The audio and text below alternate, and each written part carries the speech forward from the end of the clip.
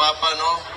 Buong mundo nag-demonstrate talaga natin yung support natin, hindi man lang talaga particularly sa tatay ko, pero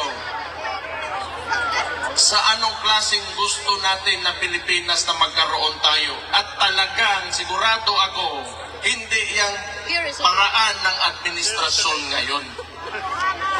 So makita natin, ngayon din, sa inong eleksyon na nangyari, kung tingnan nyo sa Davao, wala kaming vote buying doon. Yes! For the longest time, talaga dito sa Davao, si Roddy Duterte, hindi niya sinanay ang mga taga Davao pagdating sa vote buying. Kasi ang vote buying kasi, gawa lang yan ng kapitalista. Maghanda ka ng pera, tapos pagpasok ng eleksyon, gagamitin mo yung pera na yon para piliin kang tao, para ikaw yung piliin. So, ano ang consequence nun sa lugar nyo?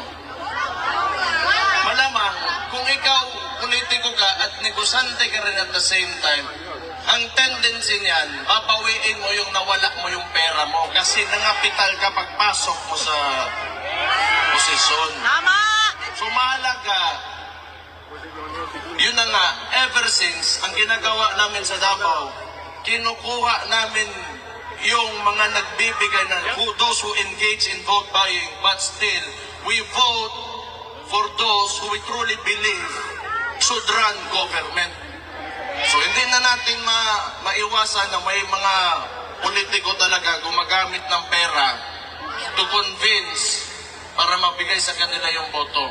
Pero isipin nyo, pag naglabas ng pera yan, that is what capitalists do. Hindi pwede yan na maglabas ng pera tapos bawiin, hindi nila bawiin. Malabo yan. Pero pwede naman talaga na kung pumasok sila dyan, o di parusahan nyo, you take their money, then you vote for those who sino talaga yung karapat-dapat na mamuno dyan sa lugar.